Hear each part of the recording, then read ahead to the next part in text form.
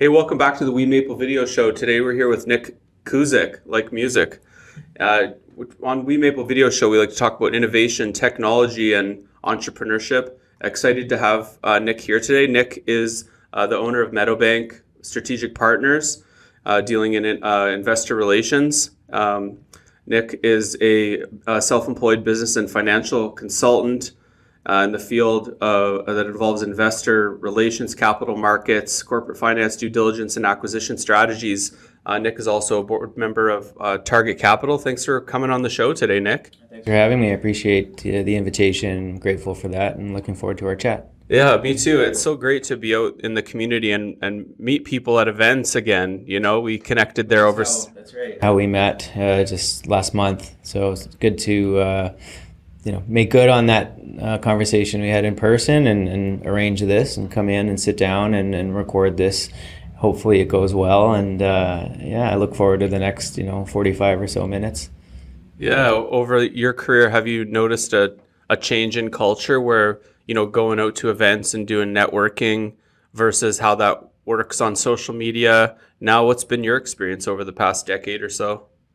I think it kind of depends on the individual. I'm an extrovert, so I'm glad that the pandemic is over. It's nice to be able to go out again and look in people's eyes and shake their hands and to have conversations and the spontaneous element that was missing in a Zoom-only type environment for those 2 or 3 years. That's back again. So you can have unexpectedly good things happen. You can meet people you didn't pre-arranged to meet, like you, for example. That's fun again. It was good to be busy during the pandemic and I think Zoom fatigue definitely was real. So, it's refreshing to get back out there and network. And as far as long-term trends go before that, I think it was always pretty steady. You get in what you get out what you put in. And if you're going to events and you have a strategy for, how you intend to, spread the word about your services or your business and, do that, locally or in some further off places. I think you just pick your spots, hopefully picking good spots. There's good people in attendance and that turns into some business. And if not, you can always make partnerships. There's always people with complementary skill sets and service offerings that, if you team up, maybe 1 and 1 can equal 3, or you can share resources or, just advise one another in certain areas. I always think that the pie is pretty big. And so I don't really feel too much competitive pressure or, if I'm even talking to peers, who also do what I do, I'm usually pretty open about all that. And I'm happy to see them at events and networking, things like that. So last 4 years with Meadowbank, it's been a little different than the previous, 15 or so years, while employed, larger companies. Networking means different things in those 2 different environments. But in general, I'm happy to be back at it again. It's nice to see people and, old faces and meet some new ones. We were talking about that business development and cold outreach a little bit and coming up with a list and then pursuing or at least, introducing yourself or ourselves in our different capacities for business development of what we're doing. What's been your experience as far as your process and how you use software tools to acquire new clients, new customers, meet new partners? What are you doing on the back end to support your business? Sure. I might end up unintentionally giving some shout outs to some service providers that I use, but, every morning, my employee and I, we check the newswire to look at business news announcements and, we'll add to the list and cross-reference to see who we've reached out to before. And if there's any new names on there, we'll send them a note, congratulate them on their news, and tell them a bit about Meadowbank. And then, on top of that, we have, a large database of all the publicly listed venture companies in Canada that we're working our way through. We're about 3/4 of our way through that with contacting them all and making sure they've, heard about Meadowbank and have, just a brief 2-pager about the business. And, there's a lot of acknowledgments of receipt on that front. And that's, something we do on it's a manual process. I like that, custom approach. We don't blast out thousands of messages at once.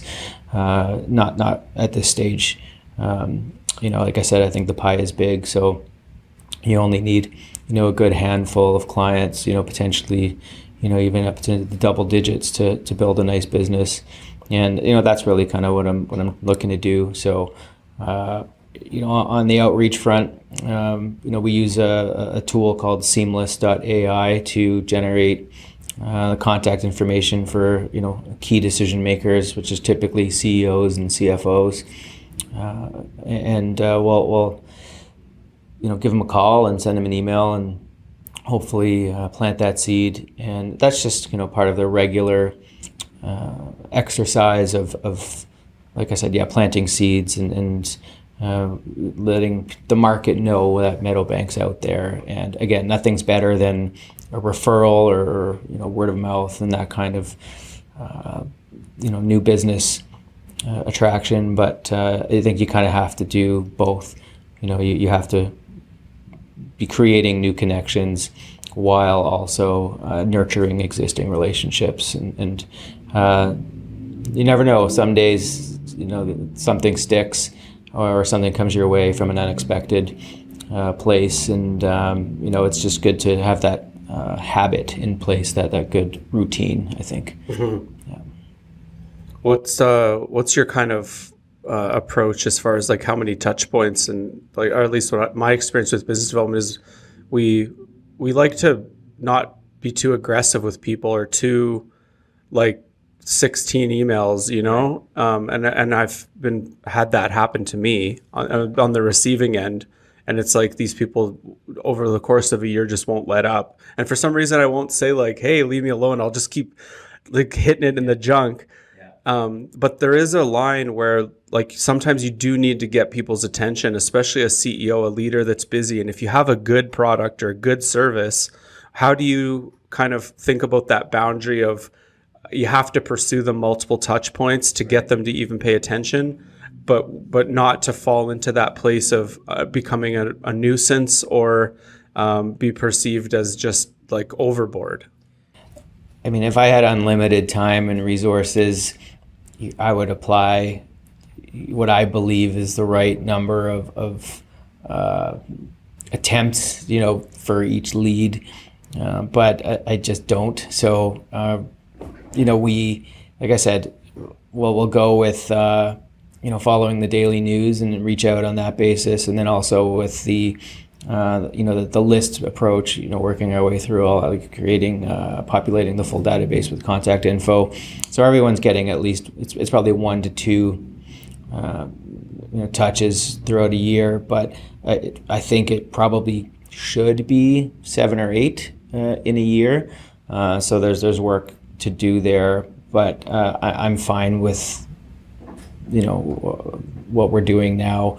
I guess I haven't really looked into it, but there's probably grants or things available, or I could have, summer student or this or that, to kind of help increase that. But, that's just kind of a wish list item right now. And I think there's some best practices, some knowledge out there that backs up that 7 or 8 number. But at the same time, we all know what we don't like. We don't like, being badgered multiple times a week or multiple times a month from the same service provider, and then you just end up unsubscribing, and that creates a bad taste in your mouth. So I definitely know what feels like too much, but still, I think I haven't yet even come close to, the number per period that I think is optimal. So could we be doing more yet? But I think every entrepreneur, every business owner will tell you they could be doing more on the BD outreach, cold or warm, either.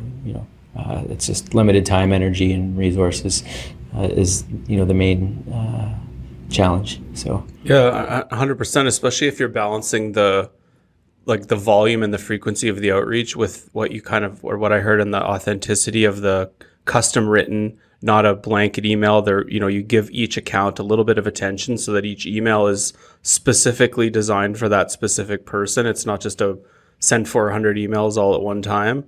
And I know like one thing we experimented with last year was LinkedIn DMs. And so we'd add the CEOs on LinkedIn, but as opposed to using any third-party software, individually recorded a 60-second welcome video to each individual person, looked at what they did, acknowledged them or complimented or whatever the kind of hook or way to build some rapport.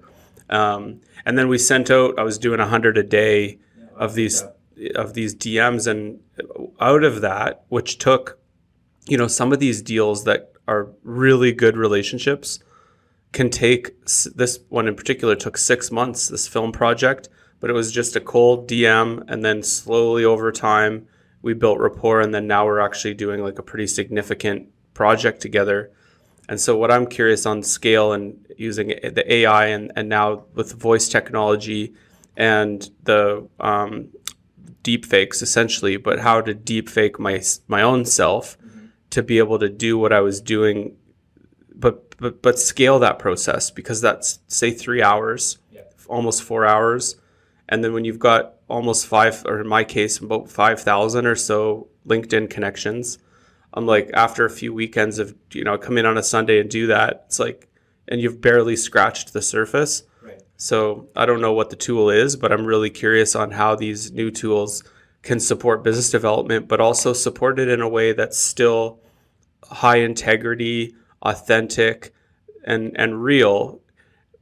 But I don't know if you can have, or what are your thoughts? Like, can you have the best of both there, or? Well, I think that just proves that even for you, 5,000 contacts, there's some doubles in there, but that's a lot of leads. That's a big pie. And do you need to land every one of them? No, absolutely not. Would it be nice? Of course, but to have a nice business, have a good, create jobs, be an employer, be able to grow, do lots of interesting work, that, kind of happiness, out of 5,000, you probably want 50, right? That's so, I like that. And same for me. There's similar numbers, say 5,000 public companies in Canada. Many of them are shells or, kind of financial listings, but many of them are legitimate going concern businesses with the management teams behind them, and they need to have their stories communicated through a financial lens to shareholders and current and or potential shareholders and stakeholders. And so similarly, like, am I trying to contact that many all the time? No. But what I like, do I have a target number of clients in mind? Yeah, that number is 20. I have 5 right now. So there is there's a gap there that I would like to close, and it doesn't have to be closed this month or this half year or this year even, but I kind of know where I want to go, and I know what that would mean cash flow wise and employment wise, and what that would mean from a managing that scale of business. Have I had that many before? No. Have I had half that many before? Yeah, I've had 10 before, and that was during the heyday of the last kind of bull cycle in the junior markets. We're still waiting for that kind of environment to come back. So a lot of what I do is dependent on the quality of the capital markets and then how much capital is flowing. With higher interest rates now, that's been constrained. But I think now that things are calming down on that front, I think people are becoming more interested to receive proposals, more open-minded to the outreach emails. We're getting better responses to kind of cold phone calls. So I think, it's the middle of the summer now, so there's really too much going on, but I feel like the fall and winter will be, positive economic environments for, what Meadowbank does in investor relations and growth on that front. Yeah, there's an interesting synergy between Business on Camera and Meadowbank, because our work in the sort of external marketing promotion, and you mentioned having that financial lens, and that there's a desire for some private companies who want to act like a public company, in a sense that the optics of the way in which they're communicating is a high degree of attention to detail and professionalism and all of the things that go into that. So what are some of those things, and what can a private company do to act public? I mean, that's a great question, and I would think that there is a really great opportunity to apply best practices from doing IR for public companies to private. There are a lot of large private companies that aren't just owned by one person or family. They have dozens or hundreds of shareholders, and a lot of those shareholders have the potential to invest more in those private businesses. And so you really want to keep them in the loop on what's the roadmap, where's the business going, how is it performing, and relative to its peers. Is the business in growth mode or is it in sustaining mode? And either of those can be just fine, but if your shareholders are aware of the story, they know what's up with it, and they're comfortable with their investment, or they understand that it might be a 1 year, 3 year, 5 year, 10-year horizon to seeing a return. But if there's good communication along the way from management, and if investors have a good view as to who are the officers, who are the directors, who are the superstars in the organization, good understanding of its pipeline of projects, its mission, vision, values, all of those things, then they'll maintain a higher level of engagement. And if the business needs more capital in the future, they'll probably have a higher propensity for doubling down on their previous investment, or telling their friends. If they don't have capital available at the time, then they might vouch for the investment in the business and help spread the word about that, follow-on financing. And so that's why I think, as a communications exercise, there's some very efficient tools out there these days, mailing list platforms, MailChimps and Constant Contacts and HubSpots of the world. So that makes it a lot easier to maintain regular communication and higher engagement with, a private group of shareholders. And you can do that in a, encrypted or private, closed kind of way to maintain privacy. And also private companies, there's no reason why they can't have, a good social media presence, LinkedIn, Twitter, Reddit, wherever they want, and they're not bound by the capital markets rules. They can go into forums, they can go into, chats and have that type of kind of that more free level of disclosure and conversation with interested customers or stakeholders that a lot of public companies are restricted by, because they don't want to be guilty of selective disclosure. So private companies can enjoy more flexibility, but if they apply that public company discipline or professionalism, that level of set of best practices, then there's a real good opportunity to set yourself up for success for follow-on needs of capital, and or divestitures or acquisitions, or if there's an exit that management has in mind. You never know who's in your shareholder group or who is in their network, and so if they're in the know, if they're knowledgeable and comfortable about their investment, the very least they'll be doing is telling their friends about it. And to the extent that you can control that and make that be a positive conversation rather than a negative one, or it's a shrugging of the shoulders or a black box, then I think that's something a lot of private companies should definitely consider. And obviously Meadowbank would be happy to help anyone with that.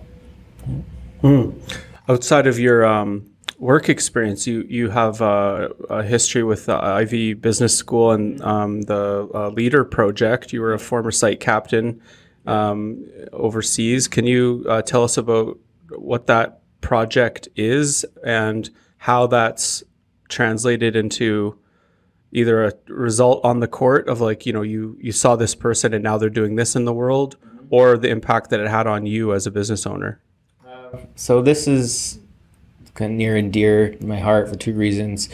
I'm 100% Ukrainian heritage. I'm a third generation Canadian, but on my mother's side, my grandparents came over in 1952, 52, because my mom was born here in 53. And my father's side, they came over in the 1890s in the first wave when the prairies needed people to clear the land.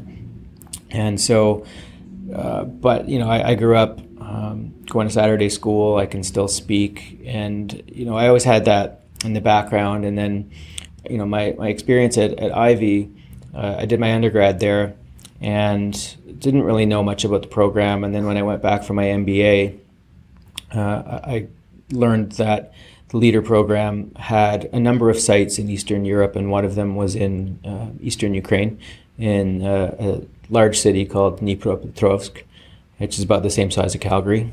And so I volunteered for that, and I said, I can speak the language, maybe not as obviously as well as I wished, but well enough. And I didn't really need to because the class was in English, but we ended up going over there. There was 4 of us in total. We taught a business course for 2 weeks through the case method, teaching university students there a number of concepts and business principles from the Western perspective, and created some friendships that have lasted till today. And now, over the last year and a half, I've been able to communicate with some of my former students and make sure that they're okay.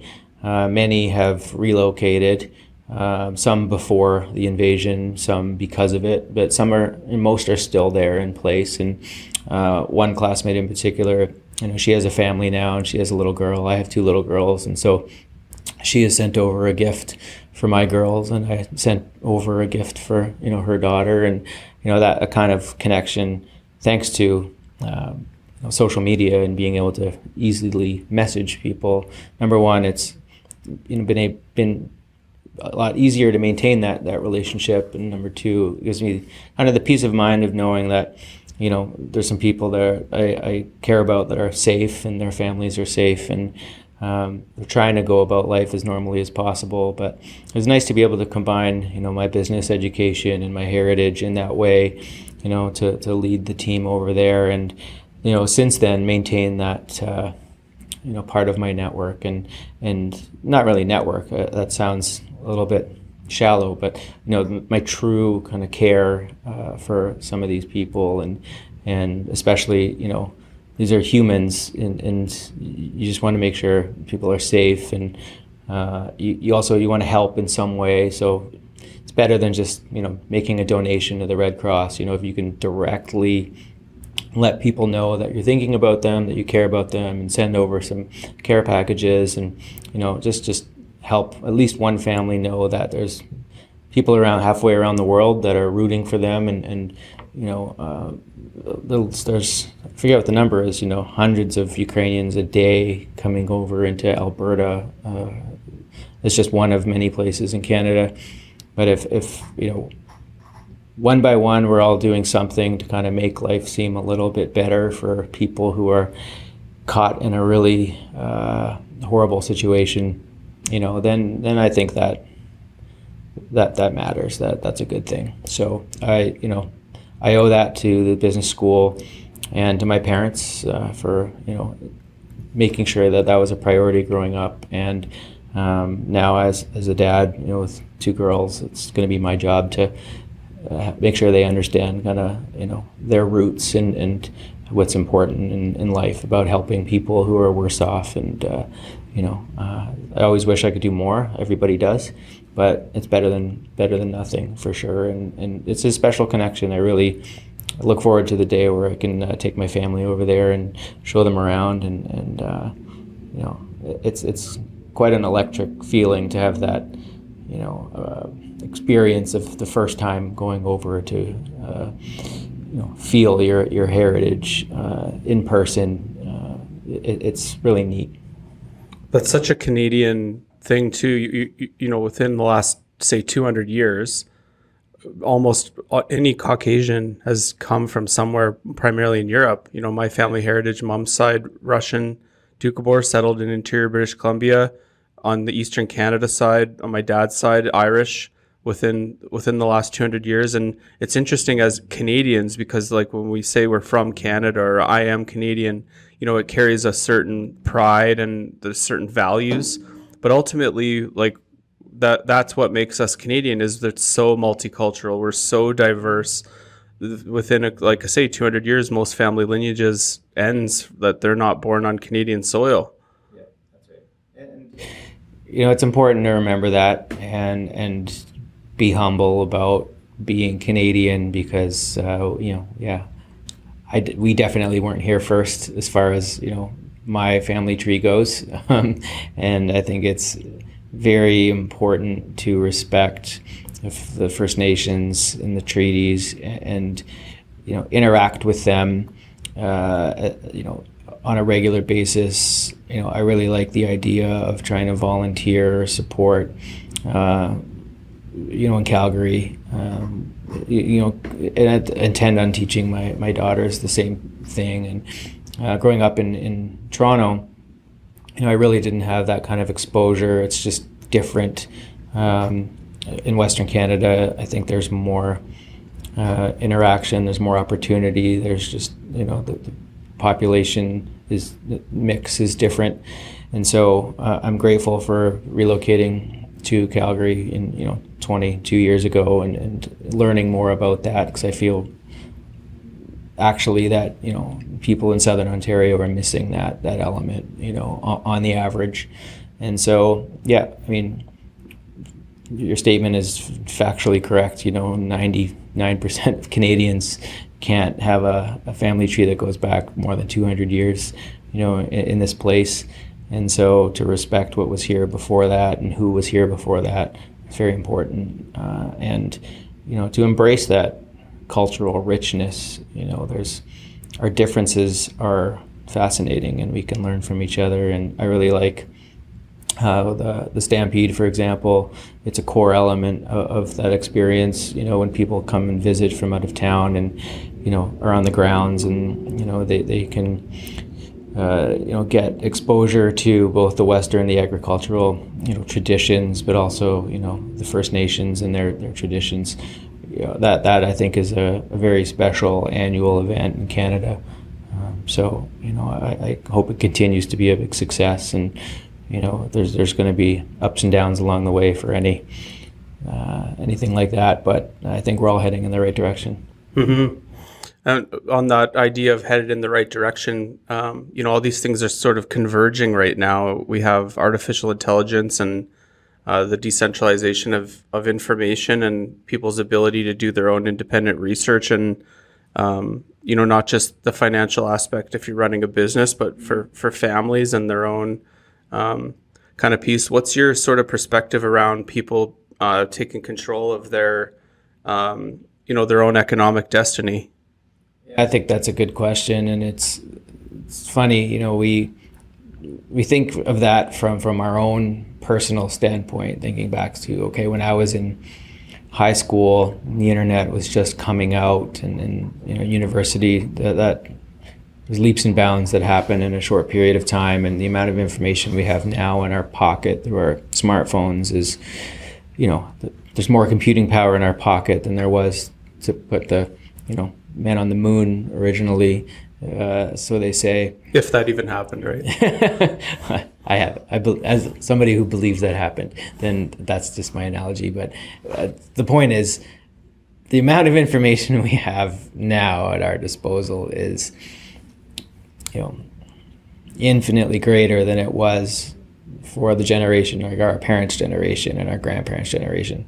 And so for the next generations, you know, for my daughters, is AI just going to do everything, and it's all going to be about relationships, and tasks will be mostly automated, and you know, or is there still going to be, you know, a lot of, like, I mean, I'd like to think of it from a schooling perspective. Okay, so what is needed? What do you need to learn? Long division, probably not needed. We all learned it, but haven't used it since grade school, right? Kind of example, because there's robots for that now, and same with history and science. All of that foundation, of course, is important, but in practicality of making contributions to the world as an adult, be it in a commercial sense or from a medical perspective or teaching or whatever your children's chosen path is, I think it's going to be really neat and potentially scary or bewildering to see what that looks like 25, 50 years from now. And so I think AI is amazing. It's a tool, but it's an unbelievable tool. I think some people are using AI, the label of AI in inappropriate ways, but at the end of real AI is tremendously powerful. And in IR, investor relations, for example, that you have to be careful. You can't put confidential things into the public domain. So I think bespoke AIs and ring-fenced, data sets, I think that's definitely going to be part of the near future to give companies that comfort. But there are things that I've been able to do in 60 seconds that used to take me 2 hours. I don't use it a lot, but there are situations where I've played with it and have been impressed with the near instant results. And so if that's just one example of an infinite number of applications in my work and your work and the work of people outside of this conversation and room, that's, you can take the global economy and standard of living to the next level with tools like that, for the efficiencies that can unlock. And from an information perspective, the decentralization of a lot of information and, knowledge is power, all that stuff. Yeah, people now have everything at their fingertips, financial information that was usually, kind of kept in office drawers of, portfolio managers and things like that when I was a kid growing up. That is now, very easy to access, and people can have a much better feeling about and control of their financial destiny now because the tools are so readily available.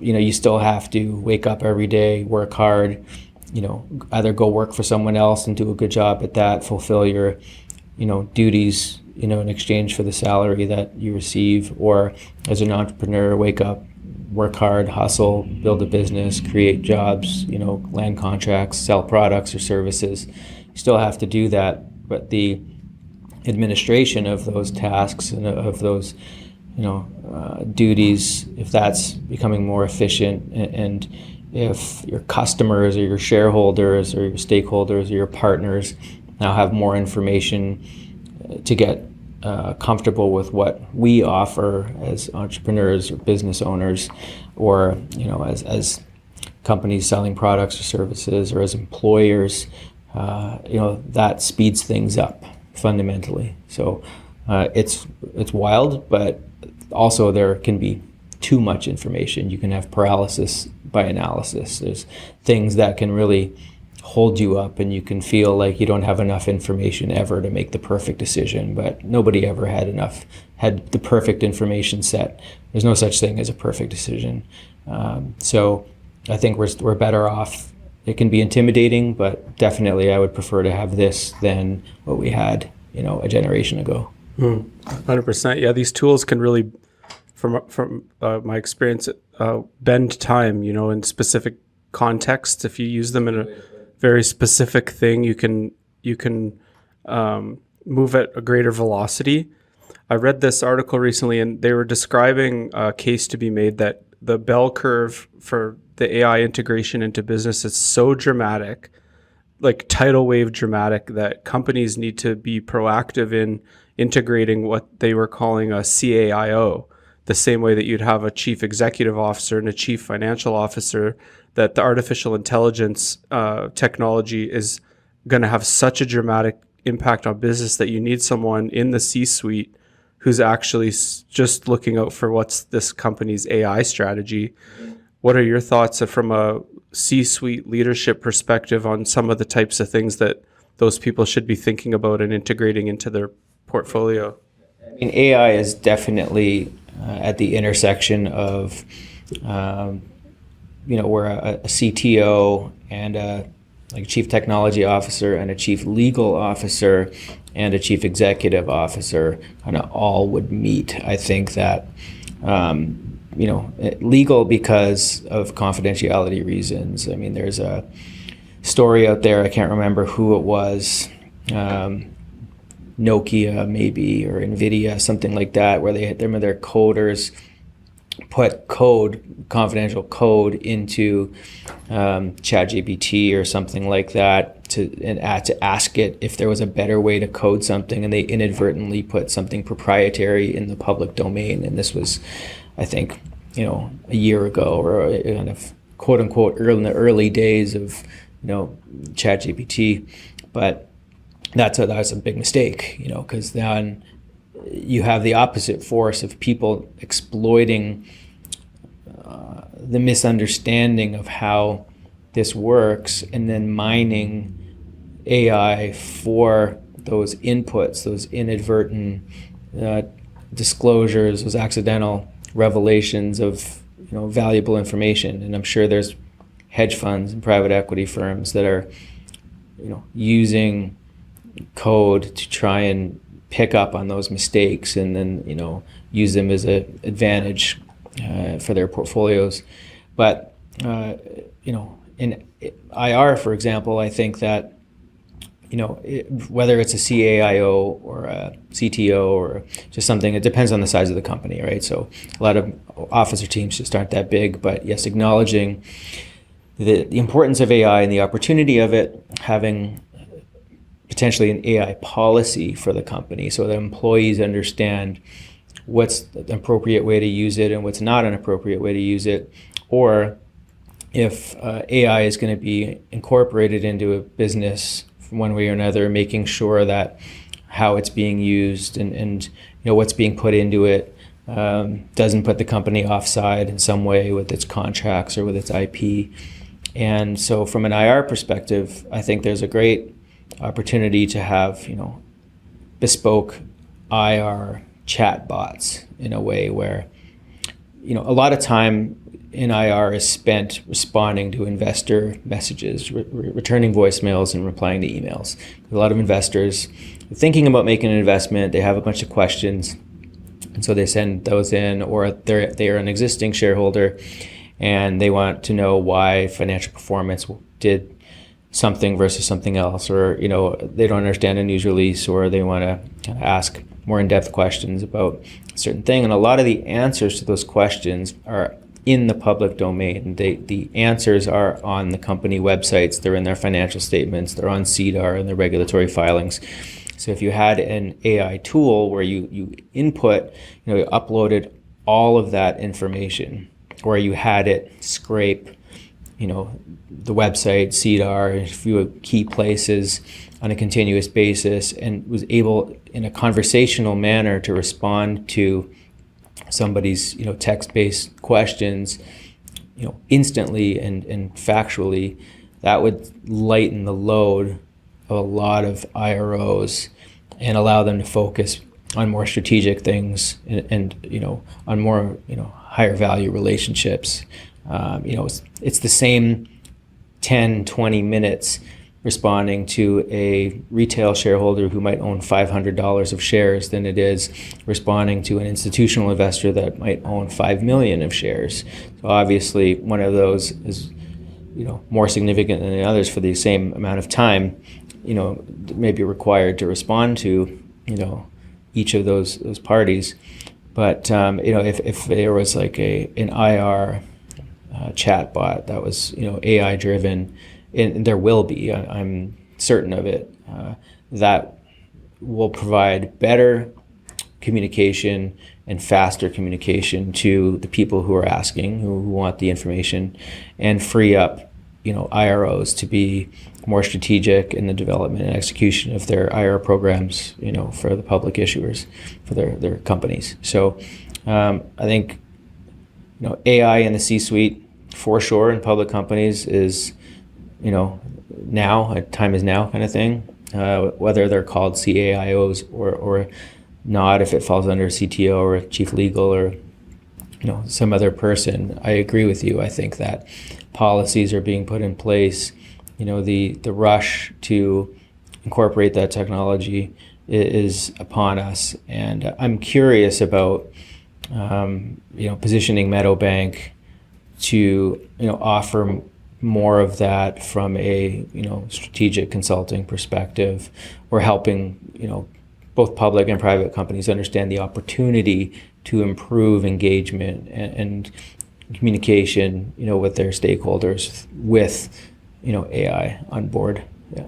From a purely business model perspective, that is interesting. But as from a software tool perspective, that you would build something like that tool like that, and then license it monthly subscription model to private companies, and someone's probably working on that. But if you've got if Meadow has the expertise, and then we find some programmers, like what a great product to beta test, or to be the one actually delivering that. Where like I see a really also synergistic fit between Meadow and Business on Camera is we're looking at how those same tools optimize on the marketing side and the external comms with ChatGPT for the writing and copywriting, articles, blogs, that type of stuff, but also now graphic design, video editing. We have a video that we're working on currently where we got a sort of Keanu Reeves sounding voice, and just all of these things are now available, that if a company, the overhead of, you've got say 20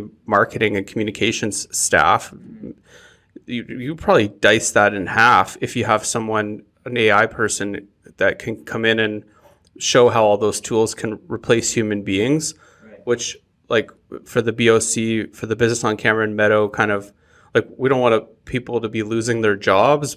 I just think that there's some cost savings and efficiencies that can be increased. And you were describing a well-trained, well-educated chatbot around the company's financial position and all that kind of piece. So yeah, I mean, kind of as we get close to wrap here, like, what from your perspective, what do you see as a maybe synergistic fit on what BOC and Meadow could do together? Yeah, I mean, we had an interesting chat, leading up to this recording about, potentially sharing resources for, social media, for example, or combining our pitches, and because what, BOC does and what Meadowbank does are we don't compete with each other, but we're adjacent to one another, and we're both we come from a communications background. That's our expertise. It's just the audience is potentially different or connected, but 1 and 1 could equal 3 in that way. And I have an employee, but I wish I had 5, and you have X employees, and you probably wish you had 3X. And if AI can help us feel like we have more resources, or we're getting more out of a day or a week or a month because we're working smarter, not harder, and somebody goes on, there's an AI for that.com and figures out the ever-growing list and the best tools for IR and the best tools for marketing, and really knows how to flex those muscles and use the best ones to get the best outputs, then that's just going to show better for Business on Camera and for Meadowbank. And if we are able to land clients jointly and keep them happy and work together in that way, and or separately, but it's because we have a good understanding of the best tools and how to prompt them in the best way. There's over 1,000 AI tools on, there's an AI for that meadowbank.com already. And so that's the name of the game is, the education, the awareness around the landscape about which tools can really, produce the best outputs, and understanding the prompts. And there's even, APIs for prompts now, and it's a whole world exploding in this arena. And if we can bring that to our local business environment, or to our portfolio of current clients and potential warm leads and cold outreach, and add that to our arsenal, then it just makes you better. It improves your service offering. It makes you better at keeping clients satisfied, and having a unique offering, having a competitive advantage. Continuing to innovate and evolve. That's an important part of waking up every day and building a business. You can't ever, or it's not wise to ever get too comfortable. That's for sure. Yeah. Yeah, 100%. And that last kind of touch point is it's one thing to acquire a client, but it's another to keep them. And you had something around good service and good faith, or you had an approach that you take to nurturing those clients once they're in your portfolio. What's that approach look like? Yeah, it's one of our core principles on the Meadowbank website is just, I believe in old-fashioned good service. You can have all these technological tools, but if somebody doesn't feel like you're taking care of them, and that you care, and that you're not just sending them an invoice every month or week or quarter, whatever it is, and then waiting for that to come in, and not really earning that, then you're not going to get renewals. You're not going to get more referrals. The word of mouth won't travel.